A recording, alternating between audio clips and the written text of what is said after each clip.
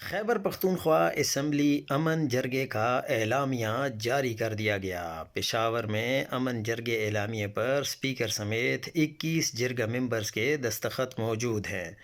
امن جرگہ تجویز کرتا ہے کہ صوبائی حکومت اسمبلی صوبائی ایکشن پلان مرتب کرے۔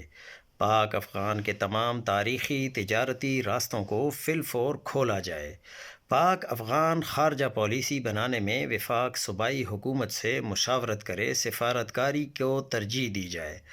امن جرگے کی تجویز ہے وفاقی اور صوبائی حکومت کے مابین تناؤ کو کم کیا جائے۔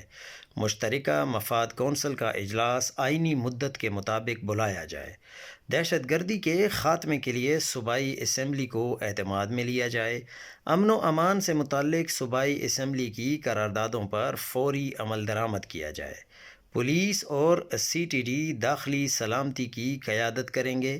صوبے میں امن و امان کے قیام کے لیے اقدامات کیے جائیں۔ پولیس اور سی ٹی ڈی کو مضبوط بنایا جائے۔ غیر قانونی محصولات بتہ خوری کے خاتمے کے لیے مربوط پالیسی بنائی جائے۔ خیبر پختونخوا بالخصوص شورش زدہ علاقوں میں معدنیات کی غیر قانونی نکاسی کا خاتمہ کیا جائے۔ خیبر پختونخوا اسمبلی کو سیکیورٹی اداروں کی کارروائیاں اور قانونی بنیادوں کی ان کیمرہ بریفنگ دی جائے۔ صوبائی سطح پر امن کے لیے فورمز قائم کیے جائیں جن میں غیر سرکاری ارکان شامل ہوں۔ شہری سطح پر پولیس، کنٹونمنٹ اور بلدیاتی اداروں کے مابین ہم آہنگی کے لیے سیلز قائم کیے جائیں۔ مذکورہ سیلز چیک پوسٹوں کے خاتمے کے لیے مقررہ وقت پر منصوبے قائم کیے جائیں۔ مقامی حکومتوں کے استحکام اور مالی تحفظ کے لیے ترامیم کی جائیں۔